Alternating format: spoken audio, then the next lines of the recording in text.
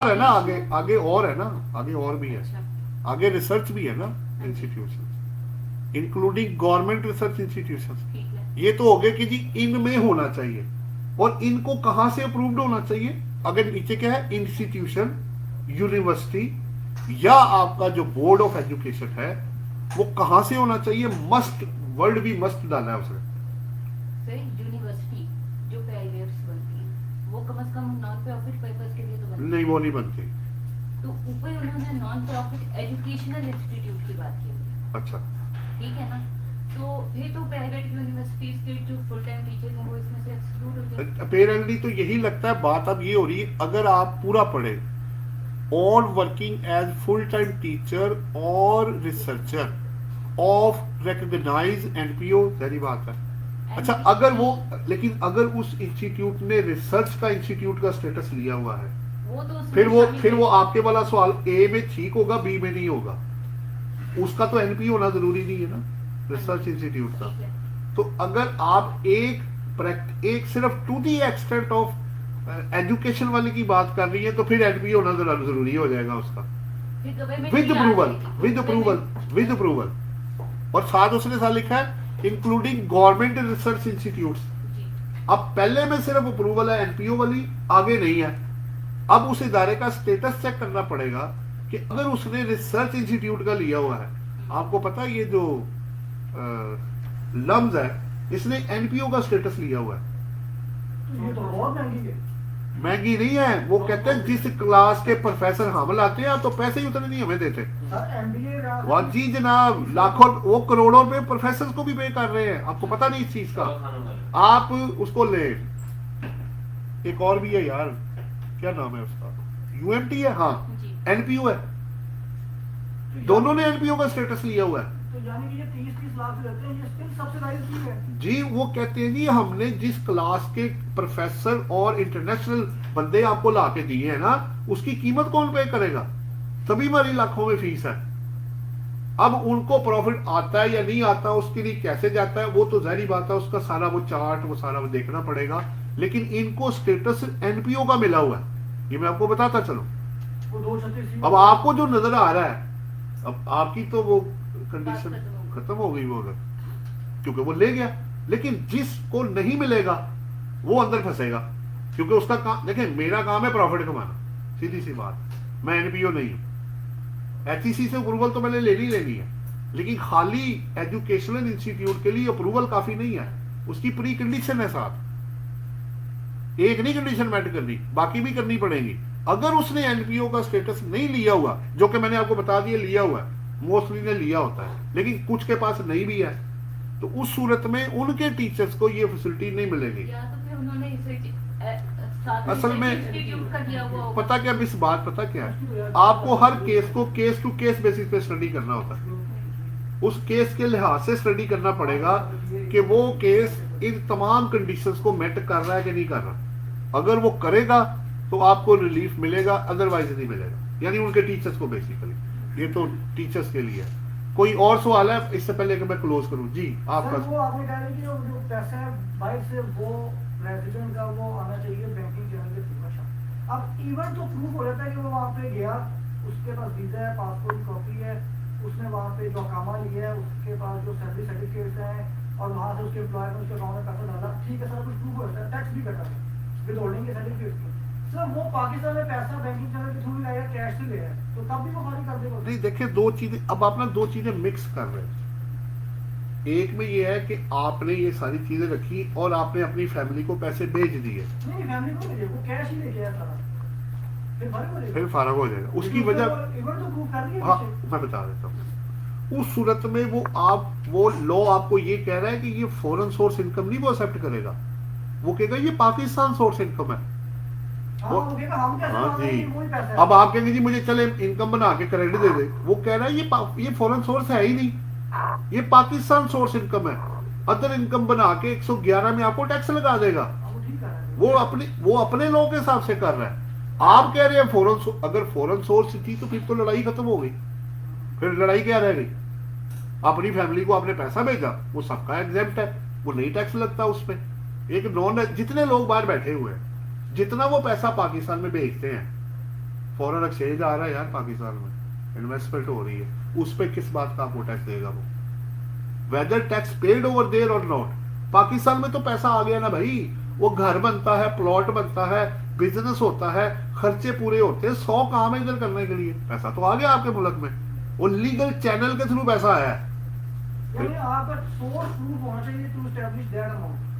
बस 3 दफा एग्जांपल नहीं है मैंने आपको, वो उसकी फीमेल की भी एक और क्वेश्चन है, एक और भी है कुछ कंट्रीज हैं जिसमें ये गलत सर एक क्वेश्चन था। ये इसका भी ले ले फिर आपका लेते हैं। हाँ मिडिल जी ईस्ट वगैरह में है कि वहाँ ठीक पे है। टैक्सेशन लॉज नहीं है, वो टैक्स को अभी इंप्लीमेंट नहीं करते, वो कहते हैं सब कुछ ही जी, दुबई में ऐसे अभी 5% लगा हुआ है, दुबई में आपका कुछ प्लाजा, वहाँ से आपको रेंट आता है 1 करोड़ के साल का, तो चेक कर लो तुम रेजिडेंट हो कि नॉन रेजिडेंट हो। रेजिडेंट है वो बंदा। तो तुम्हें पहले मैंने शेयर कर दिया सारा। लेकिन वो भी इनकम एग्जाम करता है इस बेस पे कि भाई वहाँ टैक्स नहीं है तो मैं यहाँ टैक्स क्यों पे करूँ? तो वो करता है ना, लॉ देता है कि नहीं फैसिलिटी, आपने तो लॉ को देखना है। लॉ तो देगा भी टैक्स जो रेजिडेंट बिल्कुल ऐसे ही है। वो उसकी प्रीमियम नहीं मान लेंगे ना कि वो वहाँ पे टैक्स लगता है या नहीं लगता। नहीं वो नहीं, अब वो उसके लॉ ने दिए, आपने पाकिस्तान में पाकिस्तानी लॉ का जवाब देना। बिल्कुल सही। सही हो गया। हाँ जी, आखिरी सवाल है ऑनलाइन का लेके, तो पहला हिस्सा क्लोज करते हैं। हाँ जी, कौन सा सवाल है जी? सर मेरा भी क्वेश्चन है कि कर ले। अच्छा सर, एक रेजिडेंट इंडिविजुअल है, उसको फॉरेन से सैलरी आती है अच्छा, तो उसके अकाउंट में, लेकिन वहां पर जितनी सैलरी उसको आती है ना, उस लिमिट पे वहां पर उसकी सैलरी एग्जम्प्ट है, मतलब उस पर कोई टैक्सेशन नहीं कटती। अच्छा, तो पाकिस्तान में उसका क्या स्टेटस, मतलब किस तरीके से देखिए उसको बात tax यह है करेगा? कि अगर बात, अब पहले तो ये बताओ, बंदा अगर इधर है, तनख्वाह बाहर से आ रही है, तो एम्प्लॉयमेंट इधर है कि उधर है? वो काम किधर करता है? सर काम इधर ही करता है, तो लेकिन पाकिस्तान मतलब सोर्स, उसकी उसको salary छोड़ पे दो, है। फिर उसको छोड़ दो, फिर वो पाकिस्तान सोर्स इनकम बन गई। ठीक हो गया, ठीक हो गया। हाँ, ऐसा केस है मेरे पास पहले, काम बंदा इधर करता है, पैसे बाहर से आ रहे हैं।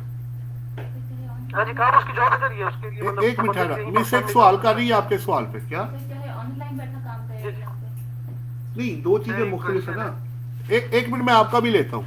अब ऑनलाइन दो चीजें मुख्तलिफ है। ये क्या करता है कि उनके लिए कॉन्ट्रैक्ट ला के देता है जिसके अगेंस्ट इसको पैसे मिलते हैं। अब ऑनलाइन की चीज मुख्तलिफ है, वो तो आपके जो जितने ये कॉल सेंटर है, ये जितनी चीजें बाहर बेच रहे हैं, इनकी इनकम एग्जेम्प्ट है, क्योंकि ये सर्विसेज आउटसाइड पाकिस्तान दे रहे हैं। उधर कॉल करते हैं कि जी फलाना शैम्पू चाहिए, फलानी मशीन चाहिए, ये शो ये करते हैं कि हम इंग्लैंड में हैं या अमेरिका में हैं, बैठे इधर होते हैं। सर्विसेज रेंडेड आउटसाइड पाकिस्तान है, तो कॉल सेंटर या ऑनलाइन जो आपकी सर्विसेज आउटसाइड पाकिस्तान है, वो 133 क्लॉज में एग्जेम्प्ट फ्रॉम टैक्स है। ठीक है, तभी कॉल सेंटर रिलैक्स होके बैठे हुए हैं। 2025 तक इनकी इनकम एग्जेम्प्ट फ्रॉम टैक्स है, जितनी मर्जी आ जाए, क्योंकि उन्होंने एक्सपोर्ट को या ऑनलाइन को या आईटी को उन्होंने प्रमोट करना है, इस वजह से। इवन आप अकाउंटिंग की सर्विसेज ऑनलाइन भी देगी, वो भी उसके अंदर ही है। एग्जाम्प्ट होंगे। चार्टर्ड अकाउंटेंट ने ना दो चीजें बनाई हुई है। वो प्राइवेट कंपनी बनाते हैं, ऑनलाइन सर्विसेज जो अकाउंटिंग सर्विस बाहर देनी है वो एग्जेम्प्ट है, तो जो वो पाकिस्तान में दे रहे हैं उसकी फर्म का अलग वो टैक्स पे कर रहे हैं, लोग कर रहे हैं। लेकिन इसके लिए बाहर का ऑर्डर होना जरूरी है, कॉन्ट्रैक्ट होगा, काम जाएगा, पैसे वहां से आएंगे, ये सारी कंडीशन मेट करेंगे, तो वो एग्जेम्प्ट फ्रॉम टैक्स है।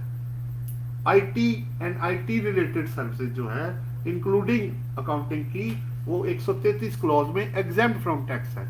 लेकिन अब सवाल यह है कि अगर मैं चीजें यहां बेच रहा हूं या ऑनलाइन बेच रहा हूं, पूरी दुनिया को बेच रहा हूं, ये तो अभी स्कैम खुला है पूरा। एक एफबीआर ने पूरा एक लोगों को चेक किया कि जितनी चीजें आप बेच रहे हैं इनसाइड पाकिस्तान आउटसाइड जो भी है, उसके ऊपर स्कैम एक खुला हुआ है कि बिलियंस ऑफ रुपीस वहां से आए हैं, उसका टैक्स किधर है? वो फ्रीलांसर अगर तो वो उसमें चला गया 133 वाला, वो तो निकल जाएगा।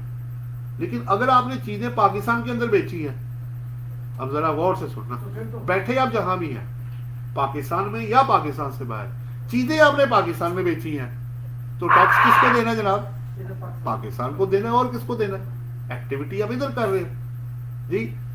सो अब ऑनलाइन वाला, हाँ जी अब आप कर लें। हेलो, ऑनलाइन में सवाल था जी, चले जी फिर इसको पहले पार्ट को इधर ही सर एक क्वेश्चन, अभी लेता हूँ, फिर ठहर जाओ। ठीक है जी, बाकी आप लोग जिन्होंने जाना है वो जा सकते हैं। हम पार्ट 2 इसका अपना जो शुरू करेंगे, थोड़ा सा जो हम करते हैं डेली बेस पे, ताकि एक चीज पहले क्लोज हो जाए।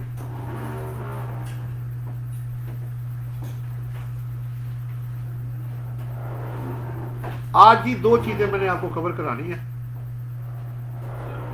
मेरे 2 क्वेश्चन। तुम्हारे क्वेश्चन है? हाँ जी, पहले फिर ऑनलाइन वाले का ले लें। हाँ जी, ले लीजिए। हाँ जी, कर लें जी ऑनलाइन वाले। सर आजकल एक एफपी में 2 क्वेश्चंस हैं सर। एक आजकल एफपीआर की तरफ से एक वो चल रहा है कि न्यूज़ चल रही है कि जो आईटी कंपनीज हैं उन पे ये लोग टैक्स लगा रहे हैं, तो जो एग्जाम्पशन है 2025 तक मेरे ख्याल में। जी तो क्या ये वाकई सही है, टैक्सेशन दोबारा से आ रही है आईटी कंपनीज के ऊपर? नहीं नहीं, आप समझ नहीं के रहे ऊपर भी ये लोग भाई। कह रहे हैं। बात ये हो रही है, जिन लोगों को एग्जम्पशन है वो तो ऑलरेडी एग्जम्पशन ले रहे हैं। जी अगर उसने आईटी और आपने पढ़ा नहीं ना स्कैम को, उसने लिखा है कि ऑनलाइन जो प्रोडक्ट्स आपने बेची हैं, जी जी अब देखे वो चीज जो पाकिस्तान से बाहर बिकी, ठीक है जी जी ठीक है, अब अगर वो आईटी के अंदर आएगा तो टू डायरेक्ट टैक्स में छूट मिल जाएगी। लेकिन अगर आपने चीजें एक्सपोर्ट करके पैसा रियलाइज किया है तो वो तो 1% टैक्स देना पड़ेगा ना उस पर। सर जो सॉफ्टवेयर एक्सपोर्ट है, जैसे नहीं नहीं, सॉफ्टवेयर को तो एग्जम्पशन है ना, सॉफ्टवेयर को तो आईटी सर जो लोग, सुन लो ना, जो लोग आईटी से रिलेटेड सर्विसेज और आईटी एनेबल्ड सर्विसेज या आईटी से वो क्या कहते हैं अकाउंटिंग सर्विसेज, वेब डिजाइनिंग उसके अंदर फॉल कर गए या सॉफ्टवेयर एक्सपोर्ट किया, उसको 133 क्लॉज में एग्जम्पशन है। ठीक हो गया। अच्छा और अगर आप उसके अंदर ना आए और आप चीजें बेच रहे हैं या एक्सपोर्ट कर रहे हैं या पाकिस्तान में बेच रहे हैं, तो फिर तो आपको टैक्स देना है ना जो एप्लीकेबल है। तो वो जो अभी इन्होंने वो निकाला है एक नोटिस चल रहा है, वो इसका मतलब है आईटी कंपनीज के जो सॉफ्टवेयर एक्सपोर्ट कर रहे हैं उनके लिए नहीं है। नहीं, उनके लिए अगर उन्होंने टैक्स दिया हुआ है या एग्जम्पशन है फिर तो वो निकल जाएंगे।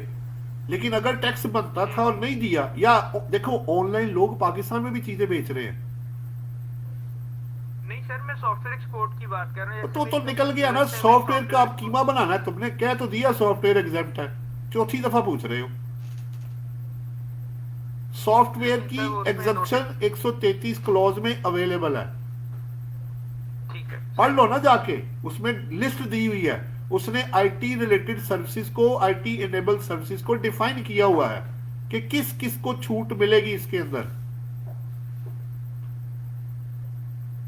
लोग सॉफ्टवेयर पाकिस्तान में भी बेच रहे हैं, ये भी बताता चलूं, वो एग्जेम्प्ट नहीं है, वो टैक्सेबल है। वो चीजें ऑनलाइन जो पाकिस्तान में बेचेंगे वो तो टैक्सेबल है ना यार, वो अपनी जगह पर रहेगी। बहरहाल ये आपका दोनों हो गए या कोई और सवाल भी है?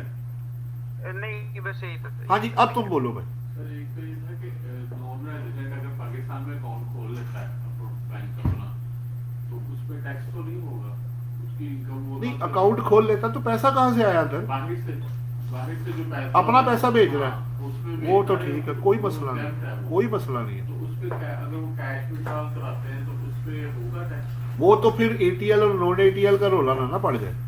अगर वो नॉन एटीएल में है तो फिर तो वो अगर हाँ उसमें रोशन जो डिजिटल अकाउंट है वो खोल ले। हाँ, उन्होंने छूट दी है, आया ये अभी थोड़ी देर ही हुई है, उसमें काफी छूट दी है कि जो लोग रोशन आरडीए अकाउंट उसको कहते हैं, रोशन डिजिटल अकाउंट में पैसे लगाएगा जो बता, उसको 2 तरह से फायदा मिलेगा, 2-3 फायदे हैं उसके। कैपिटल गेन से एग्जम्पशन, प्रॉफिट और डेट से एग्जम्पशन, डिविडेंड पे एग्जम्पशन, काफी उसमें रिलीफ उन्होंने दिया हुआ है। ठीक है। और दूसरा ये था कि अगर कोई वतन रिलेशन में है, यानी कि वो अपने भाई को भेजता है पैसे उसके अकाउंट में, हाँ वो भी exempt जी, है। एग्जेप्ट है, होम रेमिटेंस के तौर पे आ जाएगा। ठीक हो गया जी। विड्रॉल पे भी टैक्स नहीं, होम रेमिटेंस। नहीं, विड्रॉल पे तो फिर देखना पड़ेगा कि वो एटीएल वाला नॉन एटीएल वाला, वो तो फिर वो सेक्शन बताएगा ना। ये रोशन डिजिटल अकाउंट है, ये सारे बैंक्स में है ये अकाउंट। ये स्टेट बैंक के साथ, कोई भी शेड्यूल बैंक के साथ आप खोल सकते हैं, बताया है उन्होंने। जब स्कीम आई है ना, ये पीछे एसआरओ के थ्रू ये आया है, तो वो चाहते हैं पाकिस्तान में पैसा आए। देखो किसी को इंसेंटिव दोगे तो पैसा लाएगा ना। तो फिर इसमें भी तो होल्डिंग नहीं है रोशन डिजिटल। हाँ जी, उसने काफी छूट इसके अंदर दी हुई है, 2-3 दी है उन्होंने, ताकि इसके थ्रू पैसा पाकिस्तान में आए, बजाय ये कि आप मनीग्राम, हुंडियां और बाय हैंड और पता नहीं, समझ लो अपनी चीज को प्रमोट कर रहे हैं। भाई मेरे थ्रू आओ ना, उसको भी तो पैसे देते ही हो ना, तो हमें दे दो। और फिर वो रिपोर्टिंग, फुली रिपोर्टिंग होता है। वैसे यूनियन वाले भी रिपोर्टिंग करते हैं, ठीक है ना, रिपोर्टिंग हो रही होती जितना पैसा आता है। सैलरी में जी दो चीजें मैंने आपको देनी है बस, वो करके मैंने क्लोज करना है। एक मैंने आपको आज कराना है एम्प्लॉय शेयर स्कीम, और दूसरा मैंने आपको देना है प्रोविडेंट फंड। ये दो टॉपिक मैंने तय किए हुए थे जो मैंने आपके साथ शेयर करने हैं। एक दफा मुझे शेयर कर लेने दो क्विकली, फिर आपके कोई सवाल होंगे तो आप जल्दी यहां से निकल जाएंगे। एक मिनट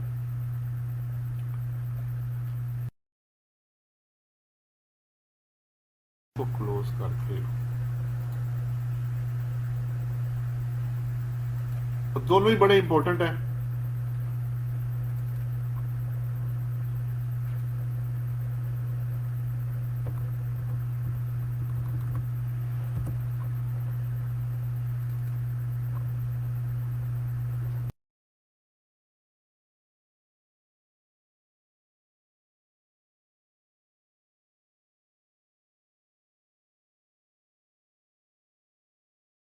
से कर लेंगे। खलकते खुदा क्या कहती है। अच्छा जी, मैंने एक आपको एम्प्लॉय शेयर स्कीम का जी, एक मिनट में अभी एक ये मैंने लिंक लगाया हुआ जी। ले जी, तो ये दो पॉइंट मुझे पहले शेयर कर लेने दे। एक बाल बना दे, एक क्या भाई यार जरा पी लेंगे। और अच्छा जी, अब बात क्या हो रही है, एम्प्लॉय शेयर स्कीम पे कुछ पॉइंट दिखा के, एग्जांपल देके, इसी तरह प्रोविडेंट फंड और इसकी एग्जांपल करके फिर मैं ओपन कर दूंगा आपके लिए, आप अगर कोई सवाल करना चाहेंगे।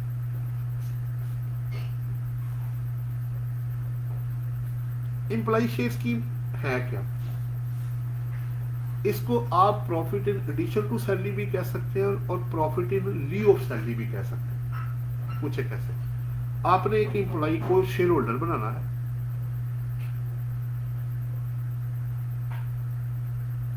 और उसको जो शेयर देने हैं ना, दो ऑप्शन है आपके पास, या तो उसको फ्री दे दे या उसको कंसेशनल रेट पे दे दे। मसलन अगर एक शेयर की फेयर मार्केट वैल्यू 100 रुपया है, आप उसे कहते हैं यार फ्री ले लो, तो 100 रुपए का शेयर है, आपने जितने शेयर देने हैं उसको उससे मल्टीप्लाई कर लें। मसलन मैंने आपको कहा जी आप ऐसे करें, आप 1000 शेयर ले लें, आपने ले लिए, 1000 मल्टीप्लाई बाय 100, लाख रुपया। आपकी सैलरी इनकम में 1 लाख रुपया एज ए बेनिफिट अगर आपको ड्यूरिंग सर्विस मिल रहा है तो ये प्रॉफिट इन एडिशन है, और अगर जॉब के बाद मिल रहा है तो ये इन लीव ऑफ सैलरी है, क्योंकि सैलरी बंद हो गई है। लेकिन दोनों सूरतों में ये सैलरी इनकम का पार्ट बनेगा। अच्छा, उन्होंने कहा नहीं जी आप ऐसे करें, आप ना लाख रुपए का है ना, तो आप 20,000 रुपए करें ना यार, तो फिर बेनिफिट कितना है? 80,000 रुपए का। मुझे चीज कितने की आ रही है और कॉस्ट कितनी पड़ रही है, दोनों का जो डिफरेंशियल है वो आपकी इनकम है। ये सबसे आसान फार्मूला है इसके अंदर। Profit in lieu, profit in addition मैंने पहले ही आपको बता दिया, दोनों में भी जा सकता है, किसी एक में जा सकता है, कोई पता नहीं। आधे शेयर्स मैंने आपको ड्यूरिंग सर्विस दिए और आधे मैंने आपको रिटायरमेंट के बाद दिए, तो इन लीव भी आ रहा है, इन एडिशन भी आ रहा है, दोनों आ रहे हैं। मुझे नहीं पता सिचुएशन क्या है, इसलिए कहते हैं कि केस, हर केस में उसकी केस को उस चीज के साथ मैच किया जाएगा कि एग्जैक्टली लॉ क्या कह रहा है।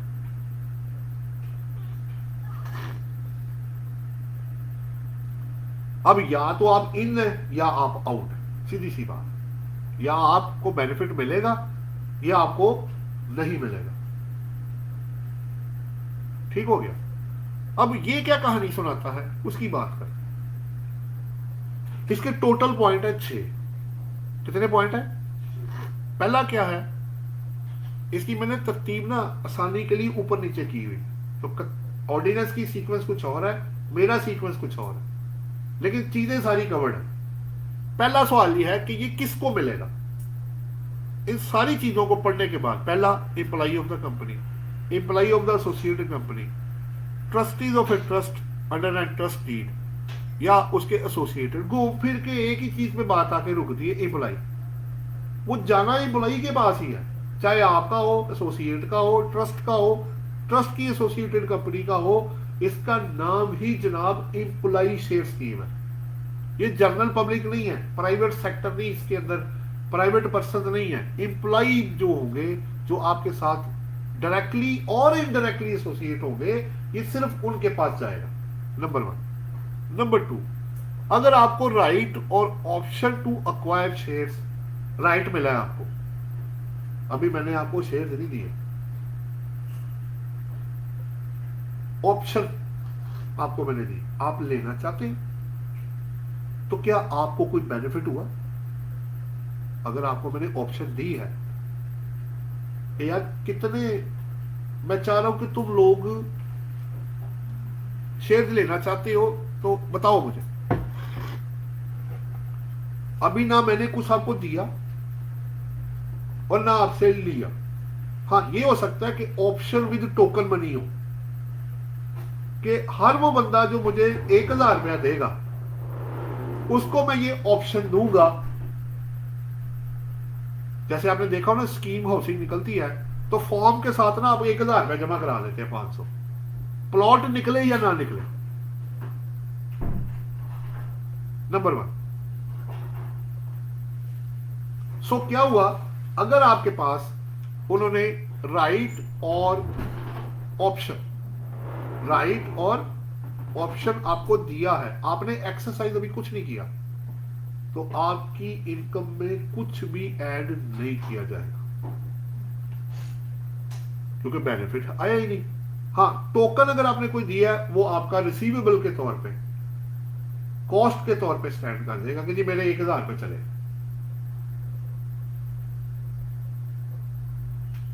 अभी ना मैंने शेयर्स लिए, ना मैंने आपको दिए, ना मैंने आपसे कोई पैसा लिया, अभी सिर्फ शेयर्स तक बात गई नहीं है, अभी सिर्फ ऑप्शन।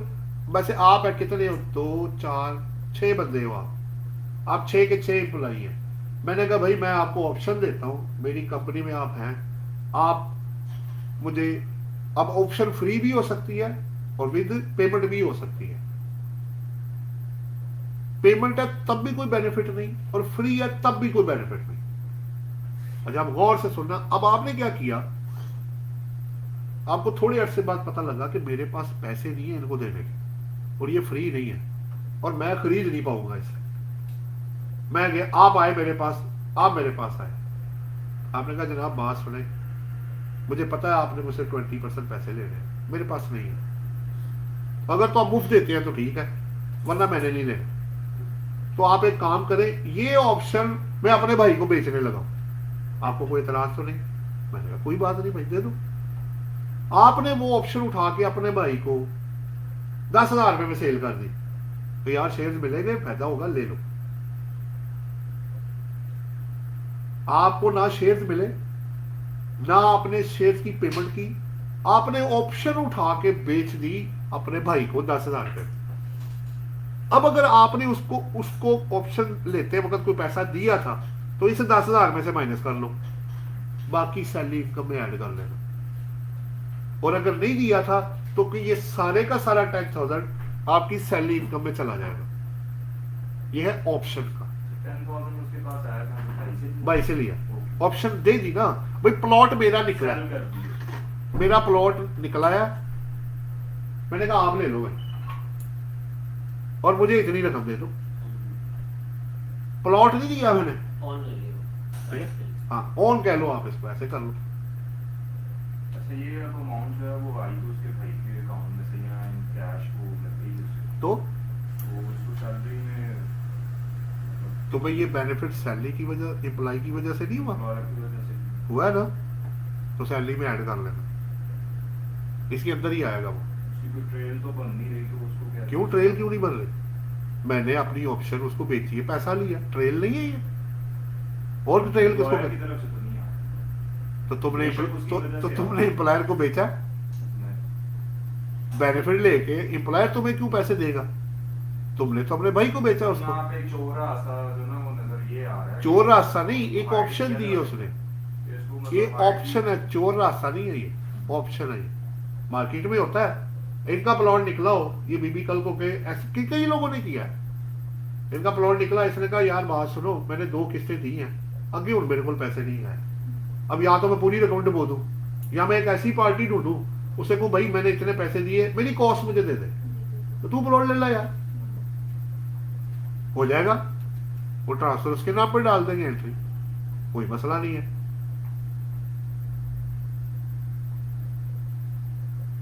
यहां तक ये 3 पॉइंट्स थे। किसको मिलना है, ऑप्शन का क्या करना है, option with money without money, option sold. अब आगे आपको पता है अगला पॉइंट आना शेयर्स का, ये निकल गए बीच में से, हेलो ये निकल गया, अब आप रह गए, मैंने कहा लाओ भी पैसे लाओ, आप 20% पेमेंट करो, आपने कहा ठीक है जी कोई मसला नहीं, अगर मुझे 1 लाख का 1 लाख आना है और मुझे 20,000 पे करना है तो मुझे क्या चुभन होती है, आपने जनाब 20,000 की, मुझे अब 2 ऑप्शन हो सकती है, या तो आपको शेयर फ्री होंगे या कुछ अमाउंट आप पे करें जो कि उसकी फेयर मार्केट वैल्यू से कम होगी, तभी फायदा ना आपको। देखिए अगर मुझे फेयर मार्केट वैल्यू पे शेयर लेने हैं तो मैं फिर किसी भी कंपनी के ले लेता हूं, आपकी कंपनी के शेयर लेके मैंने क्या करना, मुझे स्टॉक एक्सचेंज में जो बेस्ट लगेगा मैं वहां चला जाऊंगा। चले अब पॉइंट फिर उधर ही है, अगर आपने पहले ऑप्शन मनी दी या नहीं दी, पहला पॉइंट उधर है। अब मैंने कहा लाओ भी तो, अब या तो शेयर्स के पैसे लाओ या फ्री है, अगर आपको फ्री मिल गया और पहले पैसे भी कोई नहीं दिए तो ₹1,00,000 का ₹1,00,000 आपकी सैलरी इनकम में चला जाएगा। लेकिन अगर आपने पहले कुछ दिया था, टोकन 1,000 रुपया, बाद में 20,000 भी दिया, तो फिर 1 लाख में से 21,000, 20,000 या 1,000 या कुछ भी नहीं माइनस करके बैलेंस आपकी सैलरी इनकम में जाएगा। सिंपल सा फार्मूला।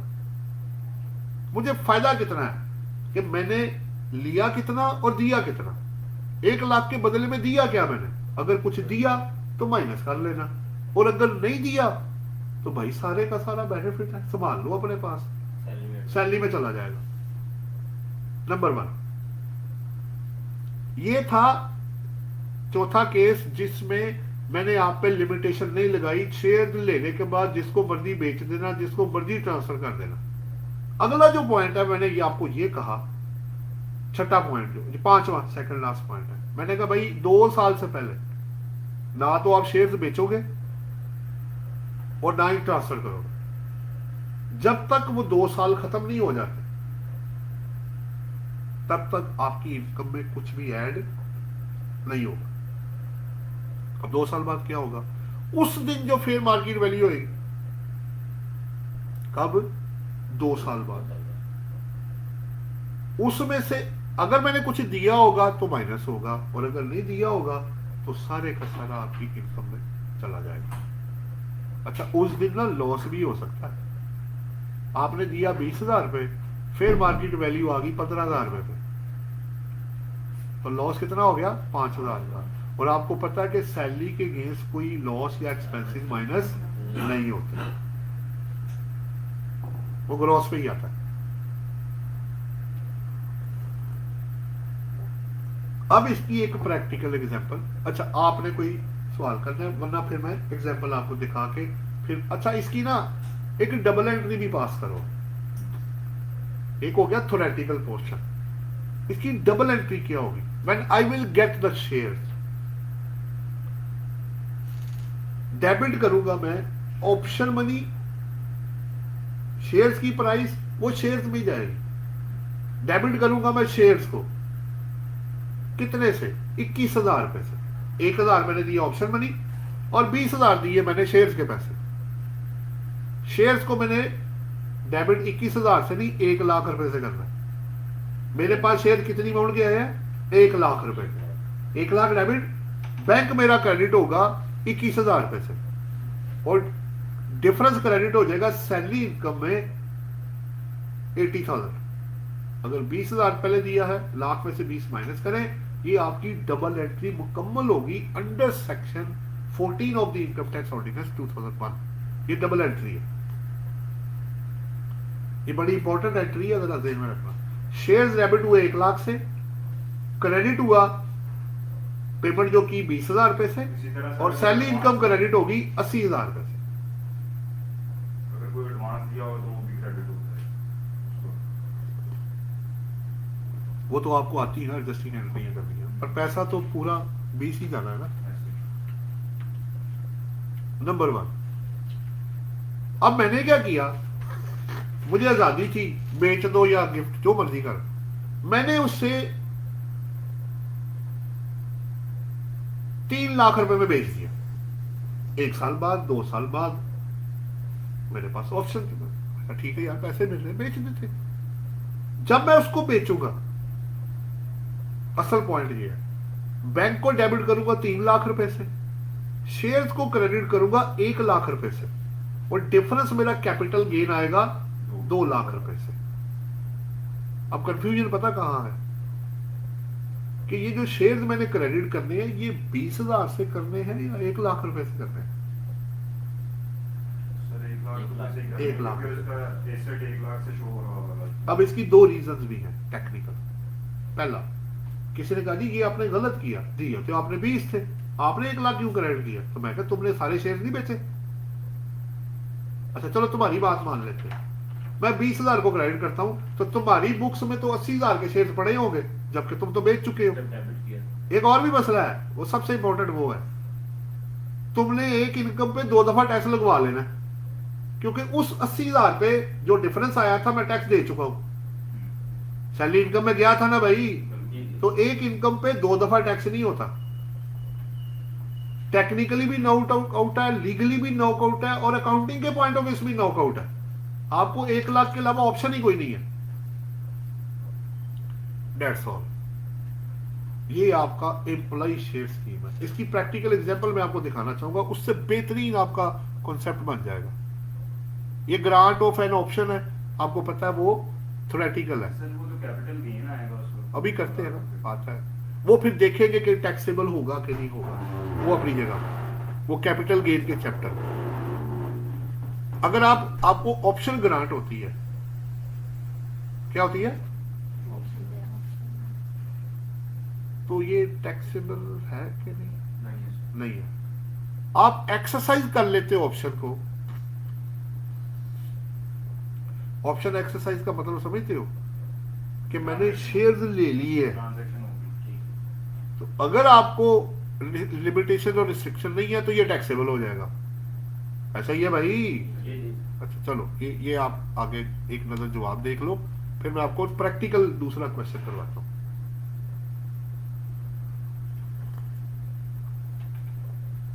मेरा ख्याल है ये तो सिंपल था, इतना मुश्किल नहीं था ये। 2 मिनट में क्लोज करो, आगे चलो।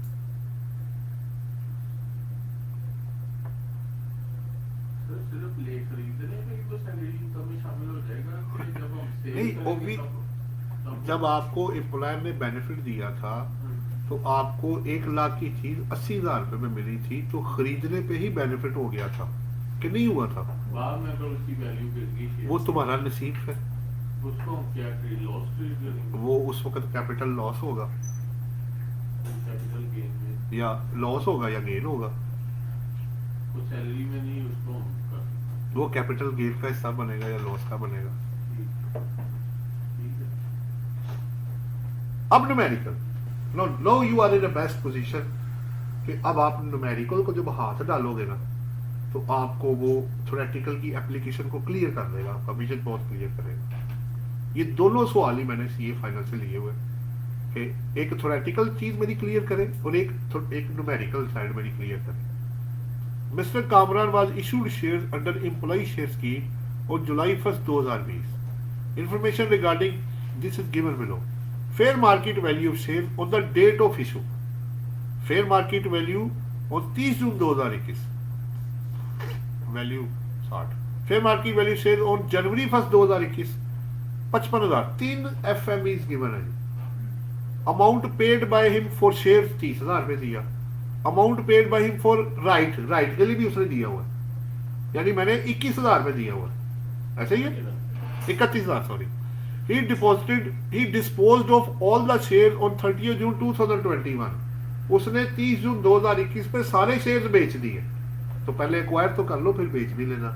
तो रिक्वायरमेंट क्या है?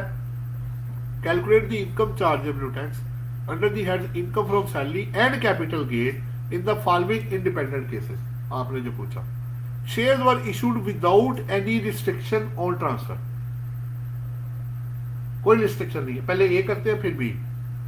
क्या है जी, आपको मिले कब थे? 1 जुलाई 2020 पे, डेट ऑफ इशू पे फेयर मार्केट वैल्यू क्या है? 50,000 पे।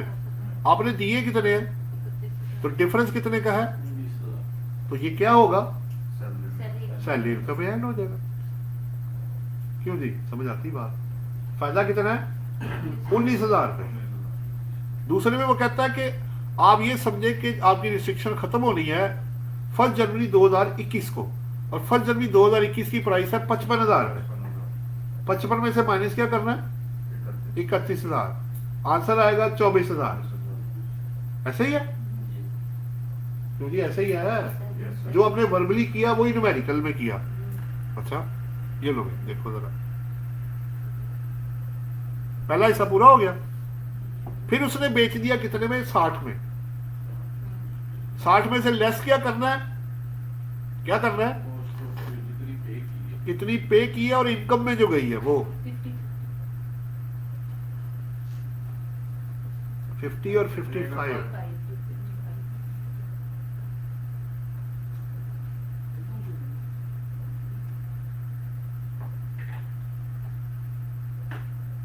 दोनों भी करेंगे आप। दोनों मतलब 20,000 तो नहीं हमें वो क्या कहते हैं, पोस्ट तो नहीं ना पड़ी। तो जानेमन जो पहले डबल एंट्री की थी वो किधर गई?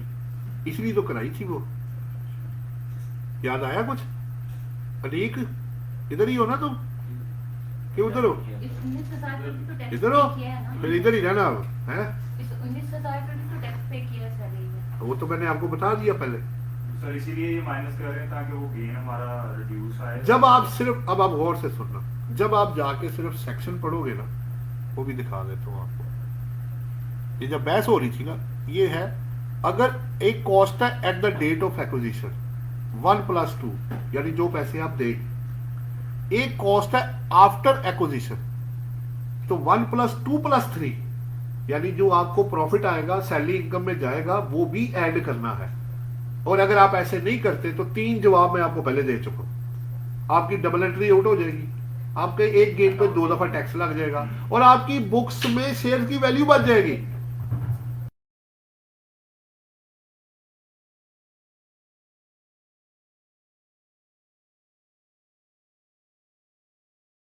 सैलरी कॉस्ट में चली गई, ये कैसे? ये तो इनकम थी। फिर मैंने कहा नहीं भाई, इसकी पहले डबल एंट्री पास करो। जब डबल एंट्री पास की, मैंने कहा अच्छा ये आया। मैंने कहा अच्छा फिर जब गेट निकाला तो क्या किया जी? ये आया। तो मैंने कहा इसने किया क्या? मैं कहा ओहो, ये तो 73 सेक्शन से भी बचा रहा है, डबल एंट्री को भी ठीक कर रहा है, और शेयर्स को भी रिकंसाइल कर रहा है, इसलिए वो ऐड कर रहा है। कभी इनकम को कॉस्ट में ऐड होते देखा? यहां हो रहा है, बंदा कंफ्यूज हो जाता जी, इनकम कॉस्ट में ऐड होगी वो कैसे? तो शेयर्स डेबिट नहीं कर रहे 1 लाख से। सिंपली सर शायद यही ज्यादा लॉजिकल है कि जितने के हमारे पास उस वक्त जो डबल एंट्री की ये आपके सामने है ना, आपने 31,000 पे किया। हाँ। अब पहला केस ले लो ना, मैं डेबिट करूंगा कितने से? हेलो, 50,000 से। जी डेबिट शेयर कितने से करूंगा? 50,000 से। बैंक में कितना क्रेडिट करूंगा? 19,000 रुपए से। सैलरी इनकम को कितने से क्रेडिट करूंगा? सर उल्टा हो गया, बैंक से 31 करेंगे और 19 सैलरी। चलो अच्छा आ गया ना। अब मैंने बेच दिया उसको कितने में? 60 में। 60 में बेचा, बैंक डेबिट होगा 60 से, 50 से शेयर क्रेडिट होंगे, क्योंकि पड़े और 10,000 आपका गेन है, तो वही निकला। लीगल, अकाउंटिंग, टेक्निकल सारे आपके पास आ गए। अगर आप सिर्फ सेक्शन पढ़ोगे ना तो घूम जाओगे कि यार ये क्या कर रहा है, ये क्यों किया इसने ऐसे। उस वहां कुछ नहीं लिखा हुआ, ये मैं आपको बताता चलूं। ये प्रैक्टिकल एग्जांपल अकाउंटिंग एंट्री मैंने खुद बनाई थी। मैंने कहा यार ये मुझे समझ क्यों नहीं आ रहा, ये किस चक्कर में मुझे डाली जा रहा है। एक तरफ कहता है कि कॉस्ट पहली स्टेज पे होगी 1+2, यानी ऑप्शन प्लस जो पैसे दिए। जब मैं बेचता हूं तो ये कहता है कि सैलरी भी ऐड कर दो। तो मैं कहा सैलरी पहले कॉस्ट में चली कैसे गई? वो जब डबल एंट्री बनाई तो उसने फिर गेट निकाला। तो इन तीनों को अगर आप जब तक इकट्ठा नहीं करेंगे भाई साहब, ये आपके ऊपर से निकल जाएगा। ऊपर से नहीं, बड़े ऊपर से निकल जाएगा, जैसे जहाज बादलों में से नहीं गुजर जाते, नजर नहीं आते, तो ये गायब हो जाएगा, आपको पता नहीं लगेगा कि हाँ यार ऐसे है, लेकिन क्यों है। असल बात यहां आकर रुकेगी। ये आपका पहला पार्ट था एम्प्लॉय शेयर स्कीम। आपने अगर कोई सवाल करना है तो कर लो, वरना मैं सीधा प्रोविडेंट फंड में आपको लेके जाऊंगा। सर सिर्फ एक जी जी करें करें, क्यों नहीं। basic clarity। हाँ जी, क्या क्या जब लिमिटेशन है जैसे 2 साल तक बेचना है, तो उस वक्त जब ट्रांसफर हुए तब सैलरी में कुछ नहीं ऐड करेंगे, जब हम सेल करेंगे उस वक्त ऐड। ऐसा ही है। देखे ना, मैं आपको कहूं ये छतरी ले जाओ, तो आपने कहा जी गारंटी, मैंने कहा लाइफ टाइम, तो आपने कहा जी एहतियात, मैंने कहा बारिश और धूप से बचाना बस। तो जब उसकी यूटिलिटी मेरे लिए कोई नहीं है, आप मुझे शेयर्स ना बेचने दे रहे हैं ना ट्रांसफर करने दे रहे हैं, तो बेनिफिट किधर है। उस कागजों को लेके मैंने करना क्या है। मुझे तो बेनिफिट तब आएगा जब आप ऐसे ही है, आप मुझे कहें ये गाड़ी तुम ले जाओ गैराज में जाके खड़ी कर देना, चलाना नहीं है इसको। तो जनाब क्या शो पीस रखा हुआ है, मेरा शोरूम है जहां पे मैंने खड़ा करना है उसको, उल्टा वो मेरी प्रेमिसेस को रिस्ट्रिक्ट कर देगा, जगह रोक देगा। उसके इस्तेमाल से, बेचने से जो बेनिफिट होता है, असल में बेनिफिट उस वक्त होता है। एक सवाल और, लेकिन सर अगर वो अपनी रिटायरमेंट के बाद बेच रहे हैं, तो जब मर्जी बेचे, आपकी चीज है भाई, मुझे क्या लेना है उससे। नहीं तो फिर क्या? सैलरी में जाएगा क्या? क्योंकि उस वक्त तो सैलरी कोई नहीं तुमने लिए कब थे, ड्यूरिंग दी रिस्ट्रिक्शन नहीं थी उस पर, थी थी कब, 2 साल तक। तो बस फिर उसको एक्सपायर करो पहले। सही। एक और भी है, तुम पे लिमिटेशन 2 साल की है, लेकिन तुम उसको नहीं मानते और 1 साल बाद ही बेच देते हो, फिर क्या होगा। सैलरी में ऐड बिल्कुल आएगा जी। आप समझ रहे हो बात, पैसा ले लिया आपने, अब आप ये नहीं कहेंगे जो कि जी अभी लिमिटेशन बाकी है तो मैं आपको टैक्स नहीं दूंगा, तो पैसे ले लिए आपने। अगर आप उस लिमिटेशन को, ये फाइनल में ये भी सवाल आया कि रिस्ट्रिक्शन 2 साल की, बंदे ने 1 साल बाद बेच दी है, नहीं मानी उसने लिमिटेशन, तो बेनिफिट आ गया, उसी वक्त आपकी सैलरी इनकम में आ गया। एक और आखिरी, नहीं, मैं कह रहा था कि वो रिटायर हो चुका है, उसको बेच रहा है और डिफरेंस तो उसकी सैलरी में उस वक्त कैसे ट्रीट करें, सैलरी इनकम में जाएगा। तो प्रॉफिट इन ल्यू या एडिशन सैलरी में नहीं आता। शुरू में क्या कहा था रिटायरमेंट बेनिफिट कि इन एडिशन या इन ल्यू दोनों ही सैलरी में है। कवर कर दो। यही सवाल है, मेरा सवाल यह है कि मैंने जब 1 साल बाद लिमिटेशन खत्म हुई तो उस दिन की फेयर मार्केट वैल्यू थी 40,000 रुपए। जवाब दो भाई इसी सवाल में, पार्ट बी में। जब मैंने बेचा ना, मैंने 60 की जगह 40 में बेचा है। फेयर मार्केट वैल्यू, 15 का लॉस है आप। फेयर मार्केट वैल्यू 55 ही थी जब मुझे मिले थे। हाँ, जब मेरी लिमिटेशन खत्म हुई मैंने उसको 40,000 रुपए पे बेच दिया। 15,000 का लॉस है वो आप। वो loss है। लॉस है तो ऊपर जो 24,000 है वो टैक्सेबल है ना। क्या कह रही हूं? इसी सवाल में जो ऊपर आपने देखा ना, यहां अगर मैं ये कह दूं कि आपको 24 लाख का बेनिफिट हुआ है सैलरी में, नीचे कैपिटल लॉस आ गया है 30 लाख रुपए का, तो टैक्स अब नेट करके या नहीं सर, नेट तो वो करने ही नहीं देगा 24,000। क्योंकि सैलरी इनकम के अगेंस्ट कोई भी लॉस या एक्सपेंडिचर आप माइनस नहीं कर सकते। उसने 24 लाख पे आपसे टैक्स ले लेना है, 24,000 ऐड कर। आप जो मैं अज्यूम कर रहा हूं। हाँ जी, अब कोई क्वेश्चन है तो आप कर ले, ये वाला टॉपिक मुकम्मल हो गया। कोई चीज आपको समझ नहीं आई आप कर सकते बगैर किसी झिझक।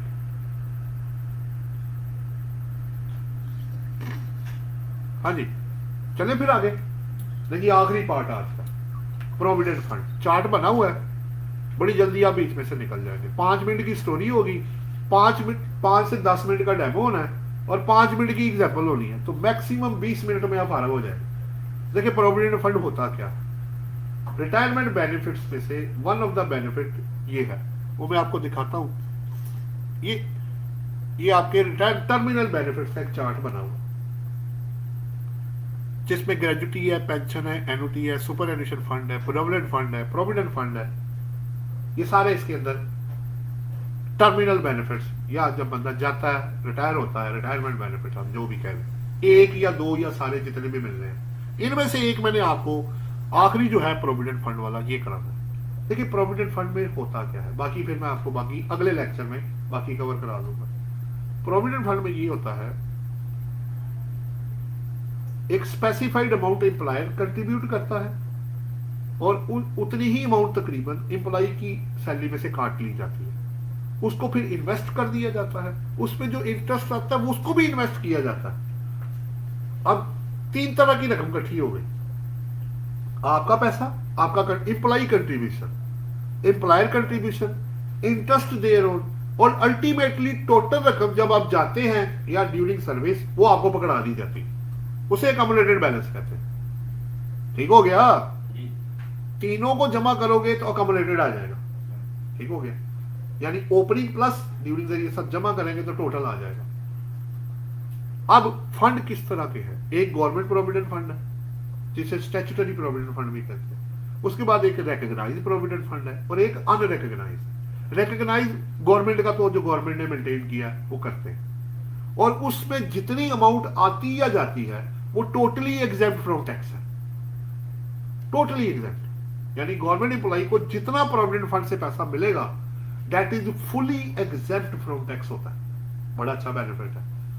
रिकॉग्नाइज में आएंगे तो कुछ स्पेसिफाइड एग्जेम्प्ट है, कुछ बाकी बचेगा तो टैक्सेबल होगा। अनरिकॉग्नाइज में आएंगे, रिकॉग्नाइज लॉ उसको कहता है जो आपने कमिश्नर इनलैंड रेवेन्यू से 6 शेड्यूल के अंदर जाके अप्रूवल ली होती है उसकी कि जनाब मेरे फंड को रिकॉग्नाइज कर, वो आपको सर्टिफिकेट देते हैं, जी आपका फंड रिकॉग्नाइज हो गया, ये आप आपसे सर्टिफिकेट लेंगे। उसके 2 फायदे होते हैं, पहला एम्प्लॉय को कुछ छूट मिल जाती है और एम्प्लॉयर को वो एक्सपेंस अलाउ हो जाता है जो वो कंट्रीब्यूशन करता है इसके अंदर। अच्छा, अब आते हैं अनरिकॉग्नाइज में, जब तक आप अप्रूवल नहीं लेते तो यही फायदे नुकसान में बदल जाते हैं। अनरिकॉग्नाइज में एम्प्लॉयर अगर कोई कंट्रीब्यूशन करता है तो उसको वो एक्सपेंस नहीं मिलता, सेक्शन 21 में लिखा हुआ है। अगर आप unrecognised provident fund, gratuity fund में या पेंशन फंड में स्कीम में कंट्रीब्यूशन करेंगे तो वो एक्सपेंस ही अलाउ नहीं होगा, पहला नुकसान। दूसरा, जो एम्प्लॉय को पैसे अकोमोलेटेड मिलेंगे जब वो जाएगा वो टोटली चार्जेबल टू टैक्स है, दोनों तरफ फंस गए, एम्प्लॉय भी फंस गया, एम्प्लॉयर भी फंस गया। लेकिन अकोमोलेटेड में जो एम्प्लॉय का कंट्रीब्यूशन है उस पर टैक्स नहीं होगा क्योंकि उस पर ऑलरेडी लग चुका होता है। ये जरा ध्यान में रखना, जब हम सैलरी किसी बंदे की ऑफर करते हैं ना तो तमाम डिडक्शन से पहले वाली सैलरी होती है, इसका मतलब है कि जो उसका कट रहा था उस पर वो ऑलरेडी टैक्स दे चुका है। अगर आप मेरे ही पैसे मुझे वापस करने लगे हैं तो वो ऑलरेडी उस पर टैक्स हो चुका है, वो दोबारा उस पर टैक्स चार्ज नहीं होगा। अनरिकॉग्नाइज में ऐसे है, रिकॉग्नाइज में भी ऐसे ही है। अगर आप पहले दे चुके हैं, गवर्नमेंट सेक्टर में भी ऐसे ही है, वो पैसा जिस पे ऑलरेडी एम्प्लॉय टैक्स दे चुका है, जब वो पैसा उसको वापस आएगा एट द टाइम बिफोर या आफ्टर रिटायरमेंट, तो उस वक्त तो वो उस पे तो टैक्स दे चुका है ना, वो उस पे दोबारा से टैक्स चार्ज नहीं किया जाता।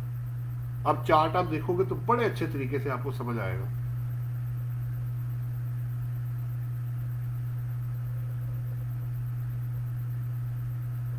सॉरी, आगे आखिरी नंबर पे जाना हो ले जनाब, ये आपका चार्ट है। ये जो मैंने आपको बताया, employees contribution, employer contribution, interest, accumulated fund कौन से हैं, रिकॉग्नाइज या गवर्नमेंट का, मतलब गवर्नमेंट प्रोविडेंट या स्टैट्यूटरी, ये रिकॉग्नाइज है, ये अनरिकॉग्नाइज है। गवर्नमेंट के अंदर आप आते हैं तो सबको आप देखें कोई भी चार्जेबल टू टैक्स नहीं है, सारा उड़ गया। अच्छा, अब आप एम्प्लॉय कंट्रीब्यूशन किसी में भी जाते हैं वो नॉट टैक्सेबल है, वो ऑलरेडी टैक्स हो चुका होता है, वो भी सेम हो गया। अगर आप अनरिकॉग्नाइज में जाएंगे तो कंट्रीब्यूशन करते वक्त कुछ नहीं है, वो टैक्सेबल नहीं है। जैसे ही पैसे आपको मिलेंगे, कौन से लिखा हुआ है, क्या लिखा हुआ है, एम्प्लॉयर कंट्रीब्यूशन है, यहां एम्प्लॉय का कंट्रीब्यूशन नहीं है क्योंकि उस पर ऑलरेडी टैक्स लग चुका है। हर फंड के अंदर एम्प्लॉय कंट्रीब्यूशन जो है वो कहीं भी टैक्सेबल नहीं है। यहां आप आते हैं तो ये चूंकि अब इधर आ जाओ, पहले एम्प्लॉय कंट्रीब्यूशन जो होगा, ये जो एम्प्लॉयर कंट्रीब्यूशन जो है क्या होगा, lower of 1/10 of salary, basic salary plus DNS allowance. ये वही है जो सैलरी में मैंने आपको पढ़ाया था कि जब रिटायरमेंट बेनिफिट के लिए सैलरी बेसिक ली जाएगी, salary means basic salary plus only DNS allowance. वैसे तमाम अलाउंसेस एग्जम्पशन के अलावा वाले टैक्सेबल होते हैं, लेकिन 6 शेड्यूल के लिए सैलरी का मतलब basic salary plus DNS allowance और 1,50,000 इन दोनों में से जो लोअर होगा वो एग्जेम्प्ट हो जाएगा। Any excess amount is taxable. Number 1। इसी तरह इंटरेस्ट पे लिए क्या है, अगर इंटरेस्ट क्रेडिट होगा less higher of 1/3 of salary या बेसिक सैलरी डीएनएस अलाउंस, वो आपको पता ही है, या इंटरेस्ट अमाउंट कंप्यूटेड एट 16%, इन दोनों में से जो हायर होगा, जो इंटरेस्ट गिवन होगा वो उसमें से माइनस होगा और बैलेंस अगर कुछ बचेगा तो वो टैक्सेबल होगा। अच्छा, अब कंट्रीब्यूशन करते वक्त ये एग्जम्पशन है, जब आपको एक्चुअल अमाउंट दी जाएगी वो उस पर टैक्स नहीं होगा क्योंकि ऑलरेडी उस पर टैक्स या तो लग गया होगा या एग्जेम्प्ट हो गया होगा। अच्छा, इधर उल्टा है, इधर कंट्रीब्यूशन करते वक्त वो टैक्सेबल नहीं है, जैसे ही अमाउंट आपको मिलेगी एम्प्लॉय के अलावा वाली वो टैक्सेबल हो जाएगी। अच्छा, अब शॉर्टकट क्या है? शॉर्टकट बड़ा आसान है, सबको भूल के ना आप ये 2 चीजें याद कर लें, ये 2 वाली, तो बाकी तो है ही कुछ नहीं। उधर पूरा टैक्सेबल है, इधर ये 2 छूट है, बाकी टैक्सेबल है ही नहीं। तो 3 चीजें आपको पता हो, इसमें से कहीं भी आके फिट हो वो निकल जाएगा बीच में से। अब आपका कोई सवाल है तो कर लो, वरना मैं आपको प्रोविडेंट फंड का एक सवाल मैंने प्रैक्टिकल दिखाना है जिससे आपको क्लियर हो जाएगा कि एम्प्लॉय कंट्रीब्यूशन का क्या हुआ, एम्प्लॉयर का क्या हुआ, इंटरेस्ट का क्या हुआ और अकोमोडेटेड बैलेंस का क्या हुआ। चले दिखाएं सवाल, देखें सवाल भाई, अब ज्यादा बेहतर पता लगेगा। हाँ जी, ज्यादा बेहतर हो जाएगा। ये एक सवाल है जिसमें काफी अलाउंसेस, इसमें जानबूझ के डीएनएस अलाउंस डाला गया है ताकि चेक हो कि जब आप सैलरी का 1/3 या 10% जो भी आप लेंगे तो क्या दोनों को जमा करके लोगे या सारे अलाउंसेस ऐड करोगे या सिर्फ बेसिक का लोगे, इसलिए डीएनएस अलाउंस इस सवाल में डाला जाता है। बहरहाल हाउस रेंट है, कन्वेंस है, employees contribution, employer contribution, accommodated balance और इंटरेस्ट रेट है 18%। ये तो सवाल है। अब वो कहता है रिक्वायर्ड है 3 केसेस हैं। पहला क्या है, अगर ये रिकॉग्नाइज्ड प्रोविडेंट फंड हो तो जवाब दे, अगर ये अनरिकॉग्नाइज्ड हो तो गवर्नमेंट का हो तो जवाब दे, और एंड पे अगर ये अनरिकॉग्नाइज्ड हो तो जवाब दे। अब आपको पता है basic salary taxable, DNS allowance अगर प्राइवेट सेक्टर से है तो टैक्सेबल है, अगर एग्जम्पशन हुई तो मिल जाएगी। House rent allowance totally taxable है, कन्वेंस अलाउंस ऑफिशियल के अलावा हुआ टैक्सेबल है। अब आ गया पहला केस, अब 3 केस बनने ए बी सी। अच्छा, अब एक चीज तय है, देखें जो हमारा बी है वो तो सिंपल है, बी में जितना भी अमाउंट है, चाहे एम्प्लॉई है, एम्प्लॉयर है, इंटरेस्ट है, जो भी है वो सारा क्या है, वो एग्जेम्प्ट है, वो है ही एग्जेम्प्ट, तो वो तो गया सारा। लेकिन इनके अलावा जो अमाउंट है वो टैक्सेबल है, जरा उसको नोट कर लेना। ये ना हो कि सिर्फ प्रोविडेंट फंड के चक्कर में बाकी सारे एग्जेम्प्ट कर दो, जो जो एग्जेम्पशन है वो मिलेगी, बाकी आपकी अमाउंट आ जाएगी। अनरिकॉग्नाइज्ड में आते हैं, वो भी आसान है, कंट्रीब्यूशन करते वक्त कुछ भी नहीं है, जब पैसा मिलेगा एम्प्लॉयर का, एम्प्लॉय का तो पहले ही अलग हुआ हुआ, तो एम्प्लॉयर का उस पे इंटरेस्ट और अकोमोडेटेड जो भी होगा वो उस वक्त टैक्सेबल हो जाएगा, टोटली टैक्सेबल है। अब आ जाएगा रिकॉग्नाइज वाला, एम्प्लॉय वाला तो निकल जाएगा, अकोमोडेटेड भी निकल जाएगा, ऐसा ही है ना। जो इंटरेस्ट और एम्प्लॉयर कंट्रीब्यूशन है वो लिमिटेशन के साथ आप कैलकुलेट करेंगे, अगर कुछ बचेगा तो ऐड होगा, नहीं बचेगा तो फर्क हो जाएगा। ये हो गया वर्बल। लो भाई केस ए, ये सारे अलाउंसेस जनाब basic, DNS, house rent, conveyance उसी तरह। पहला केस ए क्या है जी, ए क्या था, रिकॉग्नाइज में, ऐसा ही है। तो एम्प्लॉय तो ये लिखा ऑलरेडी इंक्लूडेड इन सैलरी, ऐसा ही है, दी दिया होना मैंने उसके शामिल करके।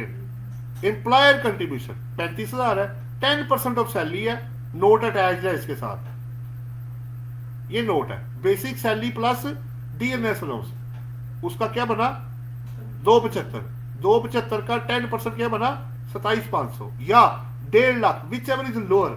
लोअर कौन सा है? 27,500, इसमें से माइनस हुआ, बाकी टैक्सेबल आ गया। इंटरेस्ट 18% पे इतना है, अज्यूम किया, 16% पे इतना बनता है, माइनस किया तो क्या कहा उसने? 1/3 ऑफ सैलरी, हेंस हायर 16%। तो क्या हुआ? अमाउंट इंक्लूडेड इन सैलरी कितना आएगा? 13,000 में। दोनों में से हायर जो होगा वो निकल जाएगा, और जो हायर था वो 1,04,000 था। बाकी आपका अगर ये नेगेटिव या बराबर हो जाए तो कुछ भी करने की जरूरत नहीं है। तो कितनी इनकम आ गई जी? 4,25,000 है। कौन से केस में? रिकॉग्नाइज में। अब चलते हैं, answer in both B and C shall same as nothing shall be added where the provident fund is formed under Provident Fund Act 1925, and in case of C, the amount to be added in salary income shall be at the time when accumulated balance received related to unrecognized provident fund, क्योंकि अभी पैसा मिला ही नहीं। तो क्या hence taxable income क्या होगी? 4,05,000 in both B and C cases that are without provident fund adjustment under the given case। लेकिन अगर वो पैसे मिल जाए, कितना पैसा हो? कितना था जी? 6,50,000। अगर ये आपको मिल जाए तो फिर उस साल में क्या होगा? ये आपकी इनकम के अंदर जाके ऐड होगा और टोटली चार्जेबल टू टैक्स होगा। अब अगर आपका कोई सवाल है तो मेरी जान, मेरी तरफ से तुम फारग हो। आपने कोई सवाल करना है तो कर लो जी। हाँ जी, ऑनलाइन में कोई सवाल है? सर इस टॉपिक से अलावा एक क्वेश्चन है। पहले इसको तो कर लो, जाने पर बड़ा आगे जा रहे हो। हाँ जी, आपका इस टॉपिक से रिलेटेड कोई क्वेश्चन है? बाकी आप करेंगे तो और आपको पता लगेगा। ठीक है, तो एक सवाल ले लेते हैं उनका, तो फिर क्लोज कर देते हैं जी। सवाल कर ले जी। मुझे कह रहे हैं? हाँ जी, आप ही को कह रहा हूं मैं। अच्छा सर, एक चीज है कि जैसे लोग ऑनलाइन बिजनेस करते हैं, फ्रीलांसिंग वगैरह, हाँ। तो इसमें कोई रिस्ट्रिक्शन होती है कि आप किसी कंट्री, स्पेसिफिक कंट्री के साथ आप बिजनेस नहीं कर सकते? जैसे लेट्स सपोज आपका कोई क्लाइंट है जो कि इसराइल में, अच्छा, तो ऐसी कोई रिस्ट्रिक्शन है फ्रॉम बैंक या फ्रॉम एफपीआर कि आप ऐसी किसी जो इस तरह की कंट्रीज है उनके साथ आप बिजनेस कर सकते हो या नहीं कर सकते? यार सेल टैक्स की एक इन्फॉर्मेशन है, उसमें सिगरेट आप अफगानिस्तान को एक्सपोर्ट नहीं कर सकते। अगर लॉ में कोई ऐसी चीज होगी तो फिर ही वो बाहर आएगी। लीगल बिजनेस पे रिस्ट्रिक्शन नहीं है। अब चूंकि वो आपकी नेगेटिव लिस्ट के अंदर है, तो ये मैं वैसे तो डेनमार्क भी इतने अच्छे लफ्जों में नहीं है, लेकिन कारोबार तो हो रहा है। ठीक है, सही है। हाँ, तो अब वो इसको तो तस्लीम ही नहीं आप कर रहे, ये भी एक मसला आ रहा है। वो खैर क्लेम किया हुआ ना, एग्जिस्ट तो वो करते हैं ना यार, वो गलत है या सही, वो पता कि ये एक दीदी मामला है, मैं उसमें जाना नहीं चाहता। वो ये मेरे नॉलेज में नहीं है भाई, मैं ऐसे ही आपको कुछ कह दूं, ये मेरे नॉलेज में ये नहीं है। नहीं, मुझे इसका लीगली नहीं पता, ना इस्लामिक पॉइंट ऑफ व्यू से पता है, ना लीगली पता है, क्योंकि मैं उस फील्ड का बंदा ही नहीं, ना मेरे पास इंफॉर्मेशन है। मैं कुछ कह दूं तो लोग मेरी बात पकड़ लेते, फायदा कोई मेरे पास नहीं है। क्वेश्चन से रिलेटेड एक चीज पूछनी थी। हाँ जी, कर ले, बड़ी मेहरबानी अगर रिलेटेड करेंगे तो। हाँ सर, ये जो आखिरी जो उसमें जो हमने थर्ड वाला है, जो एक्यूमुलेटेड बैलेंस, उसको अगर मिलेगा अनरिकॉग्नाइज्ड में, जो हाँ। आपने कहा था 650 का 50, उसकी जाके सैलरी में ऐड हो जाएगा। अगर पर शर्त यह है कि इसके अंदर एम्प्लॉय शेयर नहीं होना चाहिए।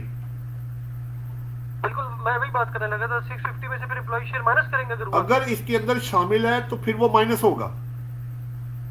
ठीक है, क्योंकि ऑलरेडी हम टैक्स पे जी ऑलरेडी, क्योंकि एक इनकम पे 73 सेक्शन में 2 दफा टैक्स नहीं होगा। ठीक हो गया। वो हमने टैक्स क्रेडिट में भी पढ़ा, वो हमने यहां भी पढ़ा, वो 73 बार बार आएगा कि भाई आप 2 दफा टैक्स तो नहीं ले रहे। हाँ जी, कोई और तो नहीं क्वेश्चन जी? ठीक है जी, क्लोज करें फिर। अब आप लोग जब खुद पढ़ेंगे, अपने हाथ से करोगे, फिर जरा सिचुएशन डिफरेंट होगी। तो आप पढ़ के आए, और अगर कोई क्वेश्चन होगा तो इंशाल्लाह ताला आप कर लीजिएगा। अब जाने से पहले मुझे लास्ट 5 मिनट्स आपसे चाहिए। अभी नहीं, कोई थैंक यू नहीं, ठहरो, थैंक यू, कोई थैंक यू नहीं। अभी 5 मिनट में मुझे आप लोगों से सिर्फ एक सवाल करना है, फिर आप जा सकते हैं। लास्ट 5 मिनट, इससे ज्यादा नहीं बिठाऊंगा मैं, ताकि आप थोड़ा सा यूज टू हो जाए, सिर्फ आपको थोड़ा सा यूज टू करने के लिए। और सवाल में आपके टॉपिक से बाहर नहीं निकलूंगा। जो मैंने पढ़ाया होगा उसी में से ही करूंगा, और मुश्किल भी नहीं करूंगा, आसान ही करूंगा। मीन्स क्या प्रोविडेंट फंड जो है ये रिटायरमेंट बेनिफिट में शामिल होता है? नहीं होता कि होता है? तो फिर क्यों देते हैं बाद में जब बंदा रिटायर होता है उसको? आपने इसमें दो situations बताई थी। अगर ड्यूरिंग सर्विस होगा तो profit in addition to salary होगा, और अगर आफ्टर होगा तो प्रॉफिट फिर आ गया ना रिटायरमेंट बेनिफिट्स। इंक्लूड है। बिल्कुल शामिल है, दोनों में शामिल है। उधर भी हो सकता है, हमारे पास एक केस था, उन्होंने आधा प्रोविडेंट फंड ड्यूरिंग सर्विस लिया, उन्होंने अपनी बेटी की शादी करनी थी, सीधी बात में बताता हूँ। अब हमारे जेल में ये था कि ये तो आफ्टर होता है, उन्होंने कहने की हमारे एग्रीमेंट में ये लिखा हुआ है कि अगर आप इस एज पे पहुंचेंगे, इतनी सर्विस करेंगे, तो आप ड्यूरिंग सर्विस 50% ले सकते हैं। लिया उन्होंने। अब मैं इसको क्या कहूँ, ये इन लिeu ऑफ सैलरी है, सैलरी तो आ रही है अभी भी, ये नहीं इन एडिशन टू सैलरी में पहले आएगा, आगे एग्जाम्प्ट है, वो बात की बात है, वो रिकॉग्नाइज था, वो बात की बात है, दोनों तरफ जा सकता। चले जी अगला सवाल में,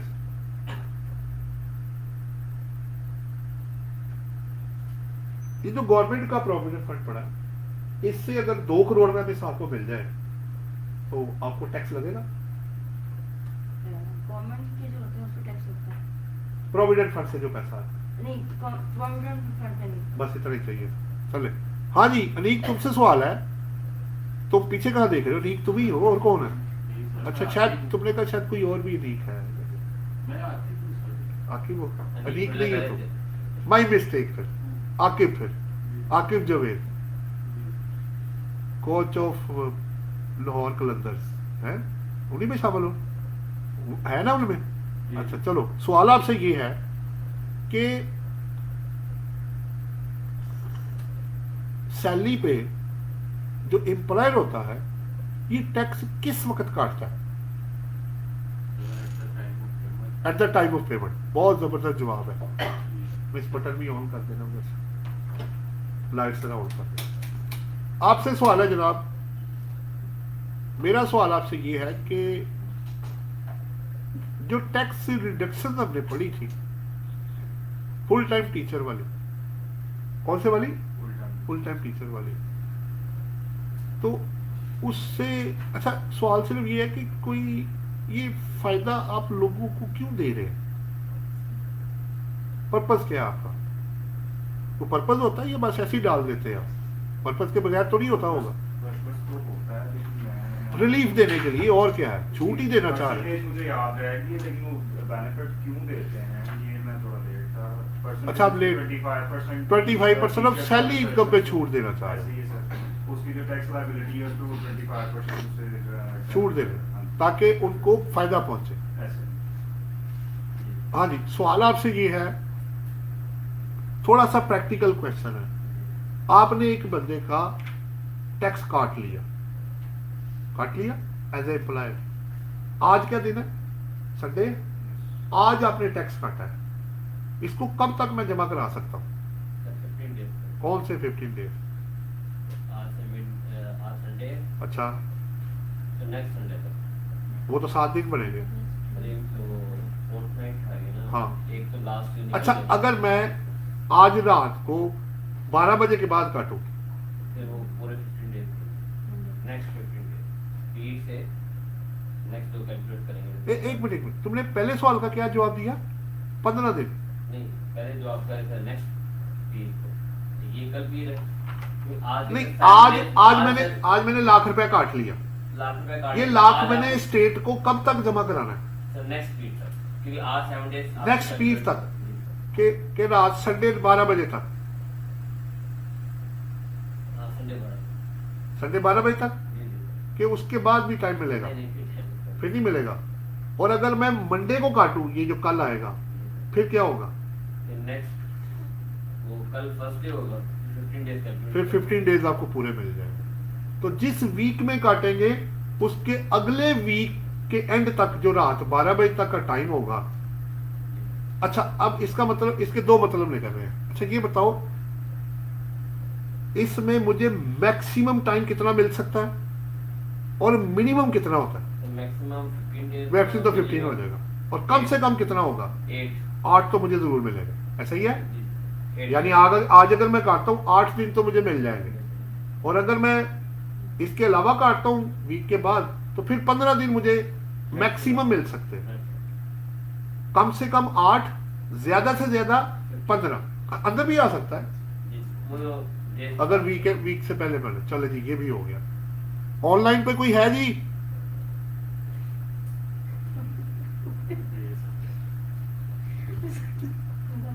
जी सर है।